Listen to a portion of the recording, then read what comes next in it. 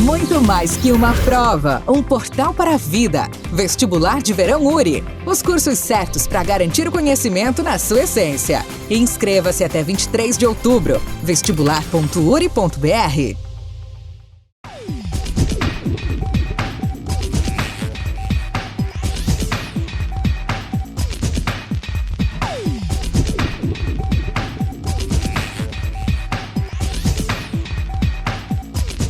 Olá, amigos! Estamos retornando com o nosso programa Expressão Universitária e hoje para falar novamente sobre um assunto de alta relevância aí da universidade. Acadêmicos do curso de farmácia desenvolveram dentro do projeto integrador 3 trabalhos de pesquisa sobre assuntos de grande relevância para a comunidade. Um deles foi sobre o programa Farmácia Popular, assunto esse que já está no ar aqui no Expressão Universitária. Outro tema é sobre o custo do emagrecimento, que iremos abordar mais adiante em outro programa. Um terceiro tema é sobre doação de sangue, que iremos abordar então no programa de hoje. Para isso estão conosco os alunos Luan Felipe de Bruin e Flávia Eduarda de Piccoli, acompanhados pelo professor Luiz Carlos Chicota. Bem-vindos então aqui a esse espaço. É importante mostrar que vocês não estão brincando em serviço quando se trata de pesquisa e trabalhos acadêmicos. Acabei de comentar que esse projeto esse programa, essa pesquisa faz parte do projeto integrador. Professor Chicota, pode explicar para a gente, resumidamente, aí, o que significa o projeto integrador? Então, Ademar, mais uma vez, muito obrigado pelo espaço aqui, né? E eu não me canso de dizer, né, que não só o curso de farmácia, mas de biomedicina tem um carinho muito grande por você aí. Para mim é uma honra estar aqui com vocês. Enfim, falando sobre o projeto integrador, então o projeto integrador, Ademar, ele ela é uma disciplina, né? E essa disciplina, ela vem atender a algumas diretrizes que a Universidade URI, como universidade comunitária, ela interage com a população, tá? Então, são trocas de informações e são orientações.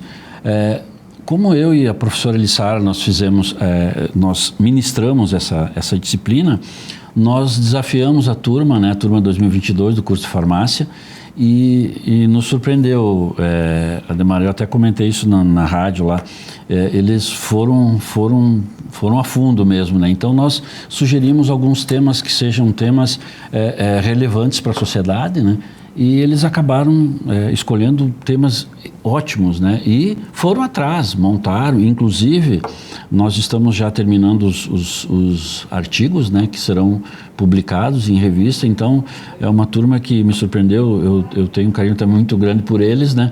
E faz parte, então, vem de encontro, né, com a função da universidade, né, que é interagir com a população, com a sociedade. Bem, vocês aceitaram então esse desafio para falar sobre doação de sangue. Acho que é uma atitude nobre do ser humano. E qual é a importância então de estudar, de pesquisar, de informar melhor sobre esse tema? Bom, então, como você mesmo falou, Ademar, a questão da doação de sangue, ele é um assunto de extrema importância. E eu acrescento que ele é um assunto que ele nunca vai cair de moda. Como a gente sabe, o sangue ele é um líquido vital, um produto que ele é insubstituível nas nossas vidas. E se eu fosse resumir a doação de sangue, eu diria que o principal intuito é a questão de salvar vidas. Então, a gente sempre vai, como sociedade, como pessoas da área da saúde, sempre vai ter que estar continuando campanhas e chamando pessoas para doar sangue. E claro que para doar sangue tem que se seguir alguns critérios. Quais são eles? Bom, então, inicialmente a partir dos 16 anos, né? Então, a partir de 16 anos, menor de idade sempre acompanhado do responsável e, então, a partir dos 16 até os 69, né? E para a primeira doação até os 60 anos, né? A data limite. E, claro, ver as condições médicas, né, de cada um e tudo mais, principalmente conforme a idade avança, né? estar bem alimentado, então não ingerir alimentos muito gordurosos antes da doação, mas é importante estar bem alimentado. Ter dormido 12 horas na noite anterior, não ter ingerido uma bebida alcoólica e alguns cuidados também, não me lembro se tem mais algum que tu queira pontuar, mas acho que a princípio os básicos são esses, né? Depois na triagem, como ela é individual, é de cada um também, é extremamente sigilosa, né? A triagem ela acontece depois lá dentro do próprio banco de sangue, então cada pessoa vai ter individualizado seus critérios, né, que vão ser avaliados. No estudo que vocês desenvolveram, claro que se estudou o processo de doação de sangue. Como é que ele ocorre? Bom, então a questão da doação de sangue, ela compreende tudo o que a gente chama do ciclo do sangue. Esse ciclo do sangue, ele vai desde a captação do doador até lá o processo final em que ele vai ser distribuído para uma transfusão. Então, após a captação do doador, o doador vai chegar lá no banco de sangue e vai ocorrer a sua devida identificação e vai passar por uma que a gente chama da triagem clínica com algum profissional que vai avaliar então os parâmetros clínicos, fisiológicos para ver se está tudo certo, se ele seguiu, né, as recomendações, como por exemplo uma boa alimentação, dormir bem antes do processo, que são fundamentais. E após isso, então, caso ele for, digamos, aprovado, ele vai passar para a sala de coleta e lá vai ser realizado, então, com o técnico ou com a enfermeira responsável, vai ser realizada essa coleta, que normalmente para uma pessoa acima de 50 quilos, tudo certo, vai ser de até 450 ml. Após isso, então, o doador vai passar por um período de recuperação na própria sala, vai ter que seguir as recomendações de repouso para aquele dia. E o sangue, no caso, ele vai ser enviado para testes imunológicos, em que ali também vai ser mais uma parte da triagem que vai dizer se ele é apto ou inapto, lembrando que ele pode ser considerado, então, a depender da questão de saúde individual, inapto definitivamente ou inapto por um período temporário. Então, esse sangue, no final, essa bolsa de sangue que vai ser coletada, ela vai gerar 4 componentes no total, que são o crioprecipitado, o concentrado de hemácias, o concentrado de plaquetas e o plasma fresco total, e que a depender da demanda dos pacientes que vão precisar do sangue, vai ser destinado para cada local. Esse basicamente é um resumo de todo o ciclo do sangue. É importante pontuar também que a partir do momento que a bolsa de sangue ela é coletada do doador, ela já não é mais identificada por nome. Então, ela vai ter um código que vai ser identificado também pelo sigilo, né? Caso a pessoa venha a ser impossibilitada de alguma doença ou algo que, às vezes, né, pessoal. Então, a partir do momento, o doador não vai saber onde o sangue vai, quem recebe não vai saber de onde vem. Claro, o banco de sangue tem todo o controle dessa bolsa, dessa triagem, tem tudo certinho. Mas a partir do momento que a bolsa é coletada, ela passa a ser então identificada por um código de barras, para não ocorrer nada mas pelo sigilo da pessoa, de quem recebe, de quem manipula, e tudo bem. Quando se faz a doação, o doador não tem interesse de saber para quem que vai, a não ser em casos especiais de urgência, num acidente. É isso? Não sei. Podemos comentar isso agora. Perfeito, sim. Existem aquelas situações em que os familiares se mobilizam atrás, né, de doadores, né? Então, aquele doador sabe que está repondo para aquele determinado paciente. Nem sempre vai ser para aquele paciente, né? Normalmente vai repor, né? Porque, Ademar, eu queria até abrir um parênteses aqui, é um assunto que esse grupo fez que ele, bom, não precisa dizer, né, Ademar, é fundamental. A gente conversando com o pessoal do banco de sangue, não tem sangue, né? Então, quer dizer, é uma escassez de doadores e é como é importante, é o que o Luan falou, um volume de um paciente pode salvar 4 vidas, né? olha a importância que tem isso. Isso é como o Luan mesmo falou, nunca vai cair de moda, né? Vamos dizer assim, é um trabalho que deveria ser feito contínuo, né? E é uma das ideias, né, nós lá do curso, de tentar fazer alguma coisa mais contínua, porque a escolha desse tema do grupo, né, eu sou suspeito de falar, né, mas foi assim muito pertinente, né? Ele é fundamental e importante, justamente pela fala que a gente às vezes tem com o Banco de Sangue, né? O Banco de Sangue sempre fala para nós, né? E também as agências transfusionais, né? Que são dentro do hospital, que é importantíssimo, né? Um papel fundamental, salva vidas. Já que o senhor entrou nesse assunto, por que existe escassez? Tem épocas no inverno que o pessoal doa menos? O porquê? Ou é medo? Eu inicio, eu acho que o pessoal termina aí. Mas eu acho que existem mitos, né, Ademar? São mitos, né, que tem que ser desfeitos. Isso até acho que o Luan podem falar sobre isso. Existem algumas coisas, mas uma das situações é o medo, né? O medo. E atrás do medo vem os outros mitos, né? Que eu acho que até o pessoal aí pode falar. Perfeito. Então, com vocês de novo. Pois é, professor, como você mesmo disse, acho que um dos principais é o medo de agulha. Isso. Falando de até experiência própria, eu em minha toda a vida sempre tive muito medo de agulha, né? Até que eu fui perdendo esse medo e quando eu até já me tornei, digamos, um doador assíduo, voluntário do Banco de Sangue, que é aquele que doa no mínimo 2 vezes por ano. Eu, digamos, perdi esse medo de agulha devido à satisfação que o ato de doar sangue tem.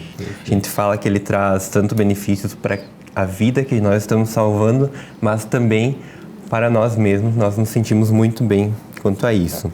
E claro, além desse medo, tem alguns outros mitos e estigmas que a sociedade traz. Por exemplo, a contaminação, né? Muita gente não doa porque acha que vai ser contaminado ou pode acontecer alguma coisa. Quem conhece o Banco de Sangue, quem já fez alguma doação, sabe que lá o pessoal é de um profissionalismo tamanho. Eles abrem as agulhas, abrem todo o equipamento na nossa frente, então é todo um material esterilizado, tem todo um cuidado. As pessoas que estão lá estão justamente para nos atender. Então também, como o Lô falou, medo da agulha, né, que às vezes o pessoal tem, às vezes o medo de passar mal. Então, depois que a gente doa o sangue, que é feita a captação dessa bolsa, eles sempre aconselham a ficar lá 15 minutos, porque pode acontecer como aconteceu comigo, durante a doação tá tudo bem, ali uns 10 minutos baixa a pressão, tu fica meio mal. É normal, né? É um volume que está sendo retirado, é um volume saudável, né? Não vai causar nenhuma alteração fisiológica, mas tu tá fazendo uma doação, né? Tu tá naquele momento mais suscetível a ter alguma reação. Então, eles te acompanham, eles vão acompanhando todo o processo, desde quem está doando, quem está na recuperação lá, e depois também eles servem um lanche, né, pra gente sair de lá 100%, né? E tem toda essa atenção. Então, a equipe que está lá é preparada para isso, não tem nenhum risco de contaminação. E a partir do momento que você doa, você já não tem mais contato com o sangue, você não tem mais contato com nada que possa vir a ocorrer uma contaminação, né? Até pela saúde da bolsa que está partindo. O Luan falou antes do intervalo entre as doações. Tu falou mesmo que tu é um doador a cada 6 meses. Não que não possa doar mais vezes durante o ano. Uhum. Até nós temos, digamos, para as questões todas relacionadas ao sangue, a portaria número 158 do Ministério da Saúde de 2016, ela indica então que o intervalo para o homem e para a mulher são diferentes. Para o homem, no caso, seria um intervalo cada 2 meses, porém o máximo de doações ao ano é de 4 vezes. Já para a mulher, um pouquinho mais longo, que é de 3 em 3 meses, até no máximo 3 vezes ao ano. E que tipo de cuidados a gente deve ter depois da doação? Além desse tempinho de observação depois da doação. Justamente o repouso, né? Eu acho que é o essencial. Depois, mas tem um benefício, dia, né? O doador, ele pode ficar, ele recebe um atestado, digamos assim, para ficar... Uma vez por ano, sim. Então, uma vez por ano. Isso, a gente pode doar mais que uma vez, né? Sim. Mas o atestado que a gente recebe, por exemplo, para não trabalhar, ou enfim, que o pessoal sempre fala, é uma vez por ano. Tá, um dia? Isso, tem direito a um dia daí. Mas evitar esforço físico durante o dia, manter o curativo onde foi feita a aplicação até no mínimo 4 horas após a captação, né, para evitar alguma hemorragia, alguma coisa, né, dependendo da pessoa. Evitar esforços físicos, então descansar, sem levantar peso, então sacolas, alguma coisa, evitar mercado, essas coisas que possam, enfim, exigir um pouco mais de força, né? Mas a princípio acho que é isso, ingerir bastante líquido também para repor essas... Explico talvez a questão do medo. Pô, eu vou doar sangue, vão me tirar meio litro de sangue. Será que não vai me faltar sangue? Né? Esse é um mito? O sangue se renova, se recompõe, ou seja, quantos dias depois eu vou adquirir esse meio litro? Não sei, é uma questão que a gente coloca aqui. Ademar, assim, a coleta de sangue, a gente falando de vários mitos, né? Mas esse tempo até que o Luan comentou aí com relação às coletas, o que nós sabemos que o tempo de vida, por exemplo, do glóbulo vermelho nosso é em torno de 60, 80 dias. Então, é esse prazo aí que tem esse tempo de vida. Então, sempre é calculado.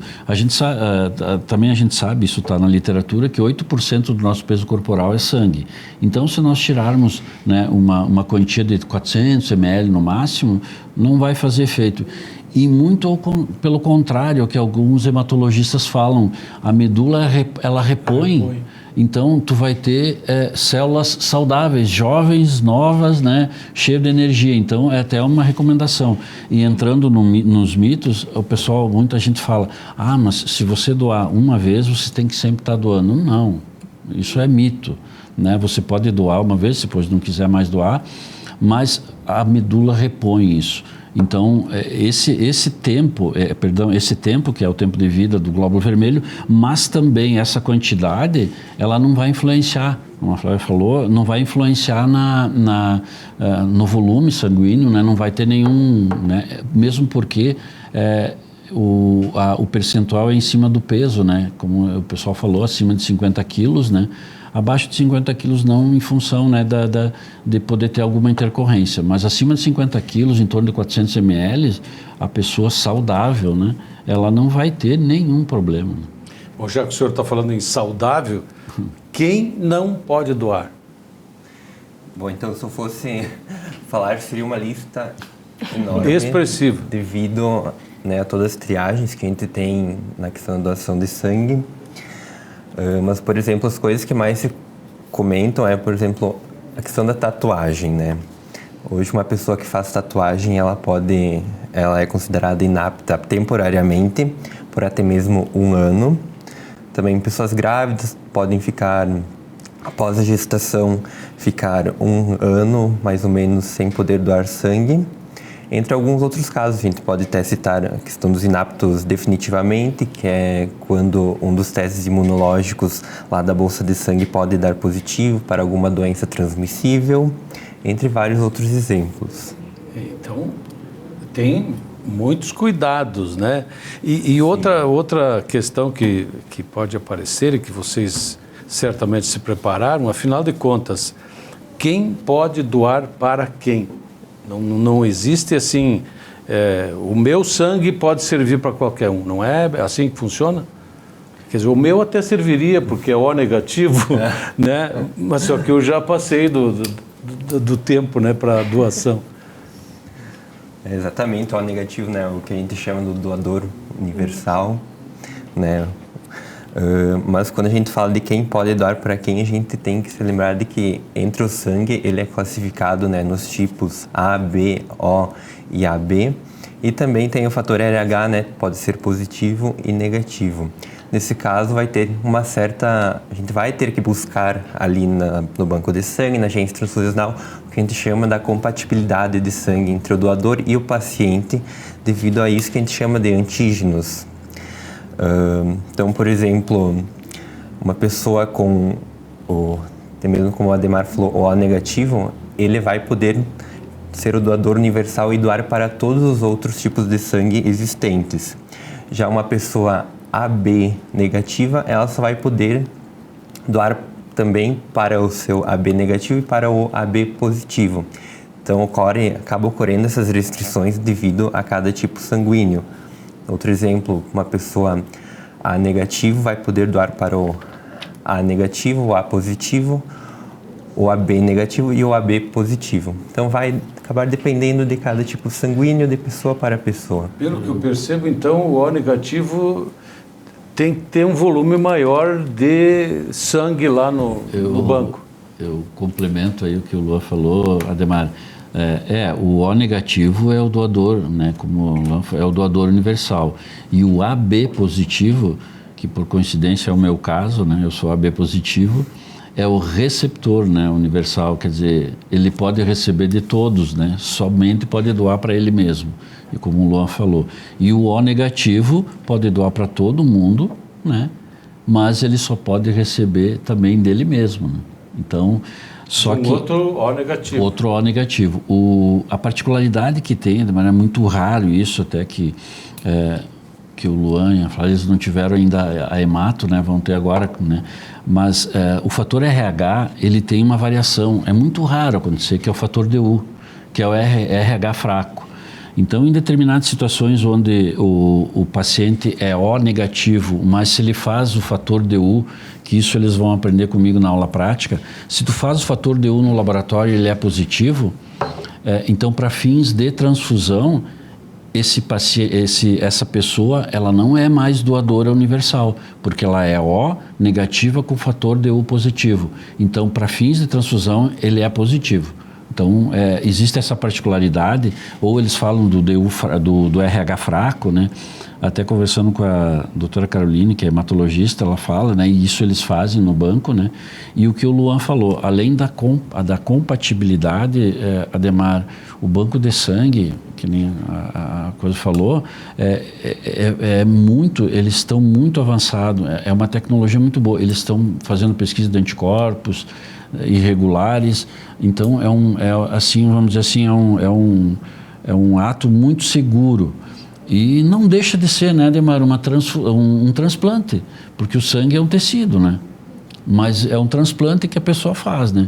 E é o que o Luan falou, não tem preço, né? Isso, a satisfação de doar o sangue, saber que tu pode salvar uma vida, eu acho que não tem preço que pague, né? Mas existem, a gente vê pelo noticiário, muitos desafios, né, que os bancos de sangue encontram para encontrar doadores. E quais são, na pesquisa de vocês, quais os principais desafios encontrados? Isso, além do grande desafio já de captar os doadores, a gente tem... Convencer, né? Isso, exatamente. A questão de fidelizar os doadores, que é um desafio maior ainda. Que é isso, basicamente, que os bancos de sangue mais querem. Fidelizar, no caso, seria transformar aquele doador em um doador assíduo, que vá repetidamente, a cada intervalo específico, doar. Então, esse é um dos principais desafios. E quando a gente fala de desafios, a gente também tem que falar de estratégias para contornar esses desafios, né?